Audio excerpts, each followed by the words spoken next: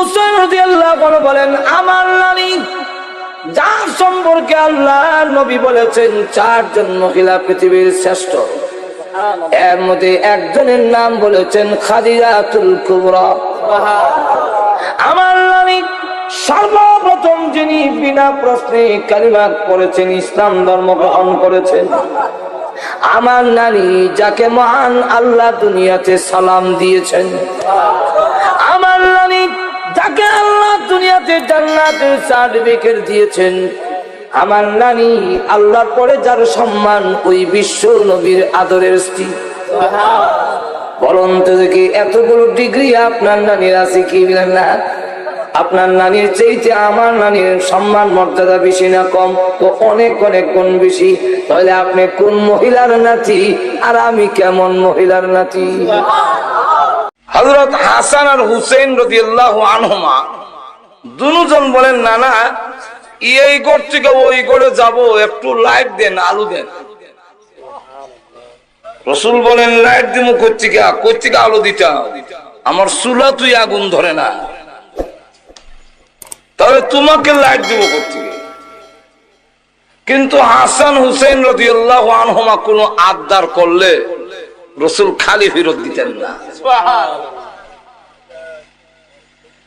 এখন আল্লাহর নবী বিশ্ব নবীর রাহমাতুল লিল আলামিন বুঝেন না? হযরত হুসাইন রাদিয়াল্লাহু আনহু বলেন, নানা আব্বা গুড়া কিনে দেয় না, আপনি কি একটা গুড়া কিনে দিতে পারেন না? বাহ না দিলে নানা দেয় না। রাসূল বলেন, গুড়া দিব কোথা থেকে? তো গুড়া দৌড়ানির তোর শখটা মিটাইয়া দেই। একটা হলো গুড়া দৌড়ানি, আর একটা হলো গুড়া দৌড়ানির শখ মিটাই। ছোট সময় আমরা গুড়া হমকু কলার ডাব্য খাইটা হাতা ফালাইয়া লেসটা রেখা রশি দিয়া বাইন্দা দুই টেঙ্গে শিবা দা কলার ডাব্য দিয়া কান্দ রশি তুইয়া দৌড়তাম, আবার আওয়াজ দিতাম কইরা। একজনে জিজ্ঞাসা করলে কি করছে, বলে গুড়া দৌড়াই। আচ্ছা এটা কি গুড়া দৌড়াই না আমি নিজে দৌড়ি? নিজে দৌড়া গুড়া দৌড়ানির শখ মিটাই। রাসূল বলেন, তোমার শখ মিটাইয়া দিবিলে কেমনে? আমি রাসূল গুড়া হইলাম, তুমি আমার ভিডিও উঠো। এখন আডু আর হাত মুবারক লাগাইয়া রাসূল গুড়ার মতো হইছেন আর বলছেন আমার পিঠে উঠো। হযরত হুসাইন রাদিয়াল্লাহু আনহু পিঠে উঠলেন, উঠটা বলে, আমার গোড়া তো দৌড়ে না, গোড়া তো দৌড়ন লাগে। রাসূল হাবুর কেড়ে সামনের দিকে দৌড়ায়। হযরত হুসাইন রাদিয়াল্লাহু আনহু বলেন যে গুড়ার তো একটা লাগাম থাকে, আমার গুড়ার যে লাগাম নাই, লাগাম না টানলে তো মজা লাগে না। আল্লাহর রাসূল তখন তার সুন্নতি চুল মুবারক এক গাছি দড়াইয়া বলেন, এইটা হলো তোমার গুড়ার লাগাম। আরো আস্তে কোন সুবহানাল্লাহ।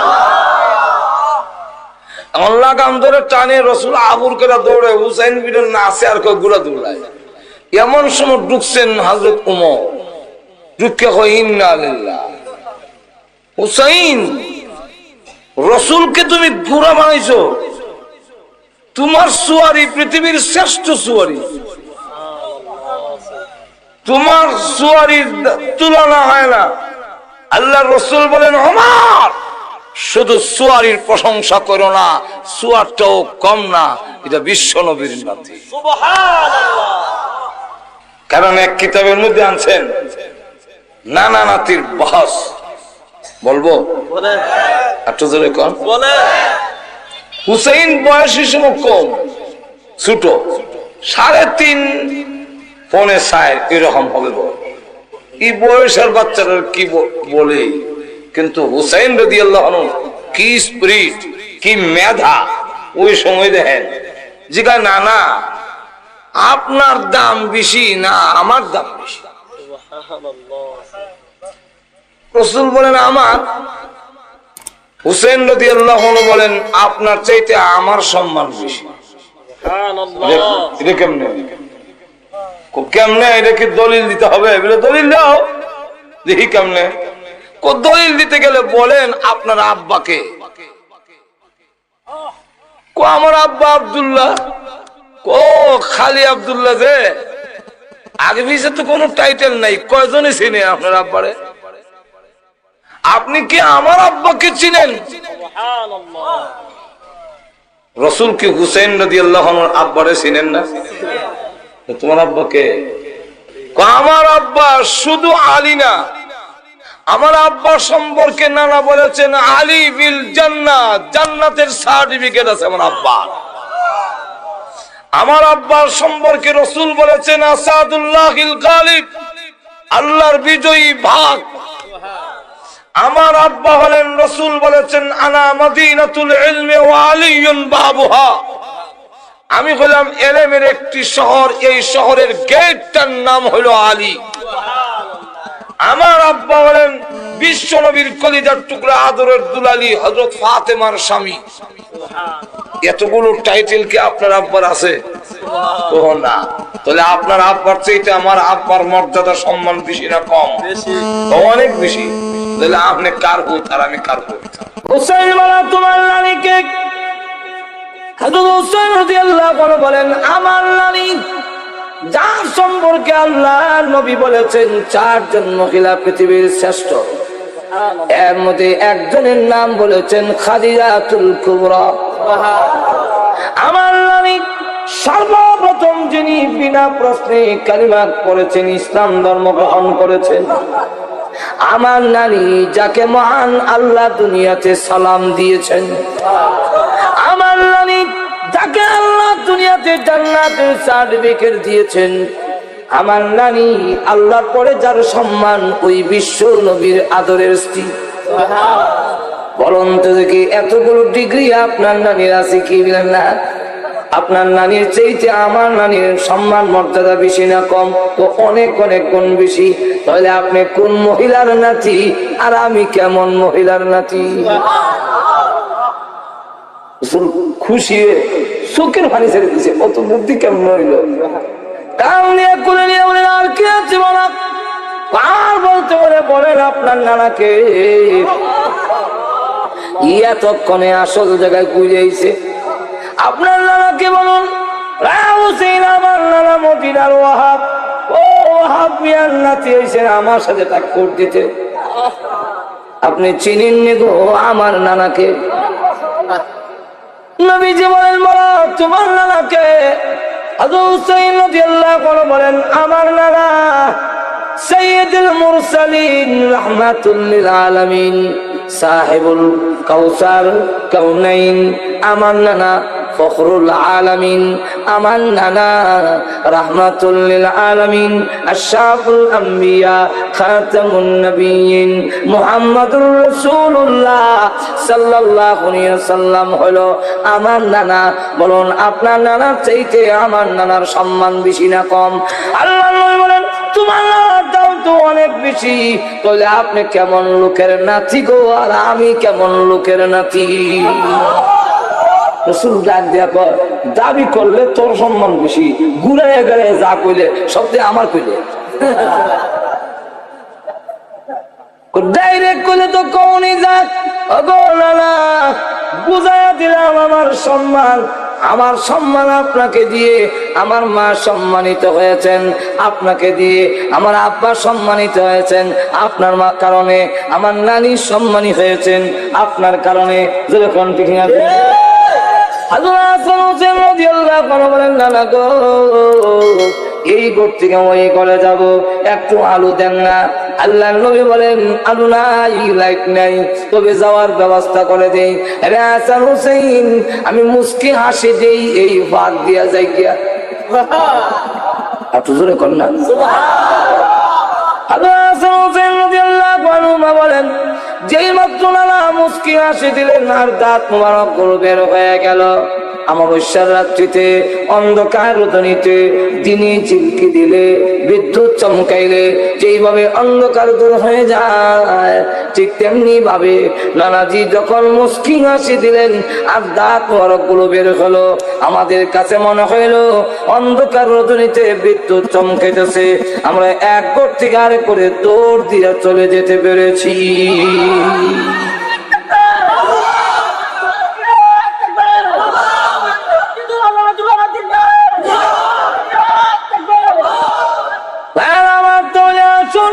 আল্লাহর নবী বিশ্ব নবী রাহমাতুল লিল আলামিন কি সুন্দর ছিলেন, সুন্দরের ওয়াজ শেষ করা যাবে না ভাইরা আমার। তবে এখন আসুন কবি বলেন হুসনে ইউসুফ দমে ঈসা, ইউসুফ আলাইহিস সালামের সুন্দর নবীজি আপনাকে দিয়েছিলেন।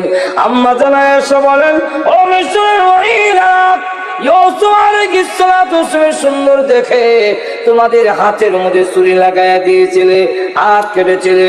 আর আমার স্বামী বিশ্ব নবী রাহমাতুল লিল আলামিনকে যদি এক নজরে দেখতে, তাহলে ছুরি হাতের মধ্যে না লাগাইয়া তোমাদের ছুরি কলিজার মধ্যে লাগাইয়া দিতে।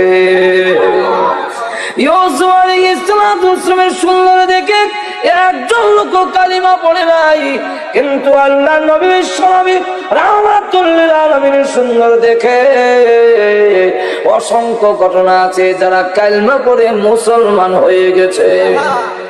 তাহলে এক ইউসুফ আলাইহিসসালামকে যে সুন্দর দিয়েছিলেন, আমাদের নবীকে আল্লাহ তার চাইতে ডাবল দিয়েছিলেন। হাদিসের মধ্যে এসে কানান নবী সাল্লাল্লাহু আলাইহি ওয়াসাল্লাম আহসানান নাস, আহসান রাসূল সবচেয়ে বেশি সুন্দর ছিলেন। এলো এক। ভাইরা লক্ষ্য করে দেখুন, দুই নম্বর কবি বলেন দমে ঈসা, ঈসা আলাইহিস সালামকে আল্লাহ এমন মুজিজা দিয়েছিলেন, মাটিটা পাখি বানাইয়া দিলের ফান ফাখাফিহি, মাটির পাখি উড়াল দিয়ে চোখের আড়ালে গিয়া মাটিতে ফিরে শেষ। ঈসা আলাইহিস সালাম কোন কবরে গিয়ে বললে কুম বিজনিল্লাহ, আল্লাহর হুকুমে উঠো। কার হুকুমে? আল্লাহর হুকুমে। কারণ জিন্দা মুর্দাকে জিন্দা করা, জিন্দারে মরণ দেওয়া, এই ক্ষমতা কার? আল্লাহ। এটা আহলে সুন্নাত ওয়াল জামাতের আকীদা। আচ্ছা জোরে কোন না, কার আকীদা? আহলে সুন্নাত ওয়াল জামাত ওয়ালাদের আকীদা হলো মুর্দারে জিন্দা করার ক্ষমতা কোন নবীর নয়, কোন পয়গম্বরের নয়, কোন ওলি গাউস কুতুবের নয়, এই ক্ষমতা হলো আল্লাহ। এখন যারা কয় আব্দুল কাদের জিলানী রহমাতুল্লাহ নিজে মানুষ জিন্দা করে লইতো, এবার আহলে সুন্নাত ওয়াল জামাতের আকীদার ভিতরে রইছে নি রওজে। ভাইরা আমার লক্ষ্য করে দেখুন, ঈসা আলাইহিস সালাম যখন বলতেন কুম বিজনিল্লাহ, তখন মুর্দা জিন্দা হয়ে উঠতো। এই মুজিজা আল্লাহ আমাদের নবীকেও দান করেছিলেন, না দেন নাই? এক কাফিরকে যখন কালিমার দাওয়াত দিল, সে তখন ডাক দিয়ে কয় আমার মেয়েটা কবরে কমে আছে, সে যদি জিন্দা হয় তাহলে আমি আপনার কালিমা পড়বো। তার ধারণা হইল মুর্দা জিন্দা হবে না, আমারও কালিমা পড়তে হবে না। আল্লাহ নবী বলেন তোমার মেয়ের কবরটা কোন নামে দেখায় দাও, এই যে কবর। আল্লাহ নবী কে বলেন আল্লাহর হুকুমে উঠো। বলতে দেরি হয়েছে এমনি কবরের মাটি সরে গেছে, মেয়েটা কবর থেকে জিন্দা হয়ে উঠে আর কয় লাব্বাইকা ওয়া সাদাইকা ইয়া রাসূলুল্লাহ, আমি সাক্ষী দিতেছি আপনি আল্লাহর পয়গম্বর। শুধু তাই না, এই ঘটনাগুলো বলতে গেলে রাত পোহাবে, কিন্তু এক একটা করে বলতে থাকলে শেষ হবে না। দালাইলুন নবুওয়াত নামক কিতাবের মধ্যে লেখেন হযরত জাবির রাদিয়াল্লাহু আনহু গিয়ে বলেন নবীজির সামনে গেলেন, নবীজির চেহারা মুবারকের দিকে তাকাইয়া বুঝে ফেলেছেন নবীর পেটে খিদা আছে, চেহারার রং পরিবর্তন দেখা যায়। দৌড়ে গিয়ে বলেন গয়ে খাওয়ান আছে কি? 3.5 কেজি আটা হবে, রুটি বানাও গো। আমি একটা ছাগল আছে, এটা জবাই করে গোশত বানাইয়া দিয়া যায়, পাক করো। কি করবেন? আমি নবীজিকে দাওয়াত দিব। স্ত্রী ডাক দেওয়ার স্বামী, আমাদের ঘরে যে আর কোনো খাবার নাই, বাচ্চারা কি খাও? হযরত জাবির রাদিয়াল্লাহু আনহু বাচ্চাদেরকে আদর করে খুব বাড়ায় দাও, বাচ্চারা ক্ষুধার্ত থাকতে পারে, আমার নবীজি ক্ষুধার্ত থাকতে পারেন না। আমার ঘরে যদি খাবার থাকে আর বিশ্ব নবী যদি ক্ষুধার্ত থাকে গো, কিয়ামতের মাঠে আমি আশিক রাসূল হইয়া মহান আল্লাহর দরবারে দাঁড়াতে পারবো না। তারা ছিলেন আশিকে, আমরা হইলাম আশিকে জিলাপি রাসূলুল্লাহ। সাহাবায়ে কেরাম ছিলেন আশিকে রাসূল, জীবন উৎসর্গ করেছে, সন্তানের কথা খেয়াল করে নাই। আমি নবীর সুন্নতই মানি না, আমি কেমনে আশিক রাসূল হইলাম আমার বুঝে ধরে না। আশেক দুই রকমের হয়, একটা হলো ব্যক্তির আশেক আর একটা হলো ব্যক্তির মালের আশেক। সাহাবায়ে কেরাম ছিলেন ব্যক্তি রাসূলের আশেক, জীবন উৎসর্গ করেছে। নবী যা পছন্দ করে নাই তা কোনোদিন তারা ব্যবহার করে নাই। নবীজির দরবারে এক সাহাবী গেছেন হলুদ রঙের চাদর গাও দিয়া,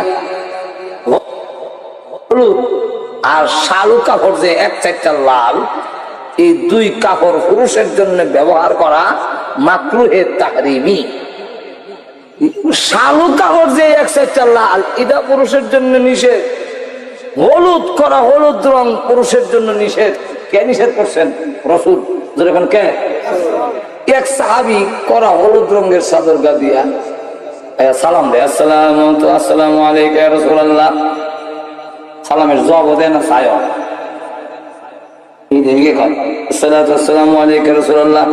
সালাম দিতেছে কিন্তু জবাব দেয় না। কারণ দেখতে এখন ওই যে হলুদ রঙের উনি তো বুঝতেছে না, কারণ উনি জানে না। আরেকজন সাহাবী কয়, তোমার সালামের জবাব দিব কেমনে? তুমি যে কাপড় গাও দিছো এটা রাসূল পছন্দ করে না, এটা রাসূল নিষেধ করছেন। তো রাসূল যা নিষেধ করছেন তা কইরা যদি সালাম দেও খুশি হয় না, তাহলে বুঝা গেল রাসূলের কথা না মান্য শুধু সালাম দিলে রাসূল খুশি হবেন না।